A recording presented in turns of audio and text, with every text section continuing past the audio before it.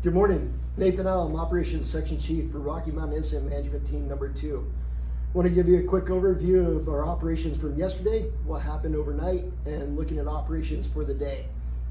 So for yesterday's operations, we were talking here in Zone Alpha, we were able to get the initial attack group number 1 moved over to the Alliance.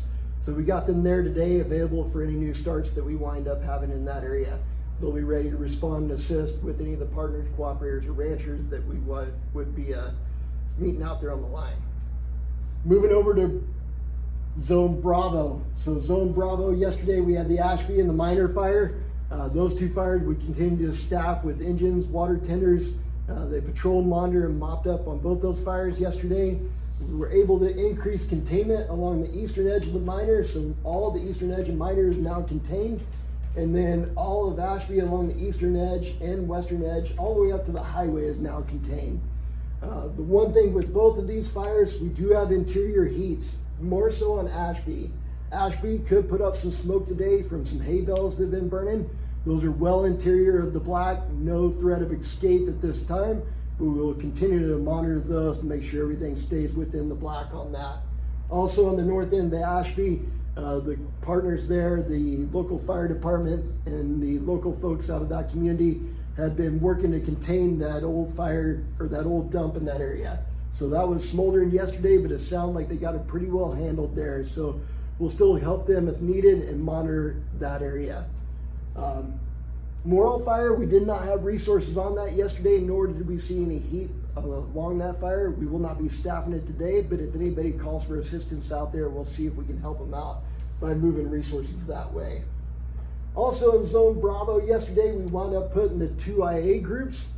So we had 2 and 3 there yesterday. What wound up happening though is we had a new start yesterday morning with our resources. Right after we got everybody kind of engaged and spread throughout the state, we wound up getting reports of the Johnson Hill fire, which is southeast of Cottonwood fire. So we wound up sending IA group number 2 and IA group number 4 yesterday to the Johnson Hill fire. So they went down there and assisted the local fire department and ranchers with that, and also brought in the 2 Black Hawk helicopters. So happy to report that that fire has been mostly contained around a little under 600 acres. We will still have those 2 IA groups out there today assisting, as well as the Black Hawk helicopters. Also want to back up here to the Cottonwood fire as well. So Cottonwood fire was putting up quite a bit of smoke yesterday. That was well interior, no threat of escape, but it was putting up a lot of smoke and creating a lot of 911 calls. So with that, we were able to get resources in there. We started mopping that area up, securing it, and we also utilized the Black Hawk helicopters in the Cottonwood fire yesterday to mop up that area and knock down the heat where that was flaring up. For today's operations out there on the Cottonwood, that is our priority this morning as well. Getting back in there to where that heat was yesterday, securing that, utilizing the helicopters if needed, and then patrolling and monitoring the remainder of the fire in case anything else flares up. For the IA groups, we're hopeful today that we'll be able to get one of them released from Johnson Hill, and we'll get them moved up to Broken Bow, ready for initial attack. We're pretty well heavily staffed with those IA groups across the west part of the state, so we'll be ready to assist anyone that has a need. So we'll continue to maintain communications with that. Moving over to Zone Delta. Zone Delta, yesterday we completed our operations at the Curry Timber Fire. We had the hand crew there and our division supervisor. They were helped to continue to maintain or secure the area around the community there, where they have some hiking trails, and there were some standing dead trees that the fire had created. So they were able to create some safety around there for the community. We were able to get released, and then we have them moved up to Columbus. So that's where we have IA group number 5. We have 5 engines out there and that hand crew today to help assist across the eastern part of the state.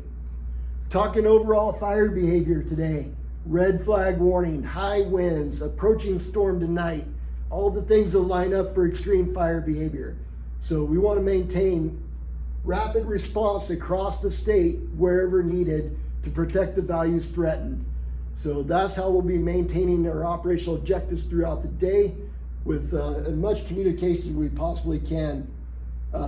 We will also have the availability to staff fires throughout the night, so we'll all be on call and ready to assist. There is a chance for dry lightning tonight in the western part of the state, so that will keep us available for you all until the humidities rise up high enough that we don't have to worry about the things throughout the night.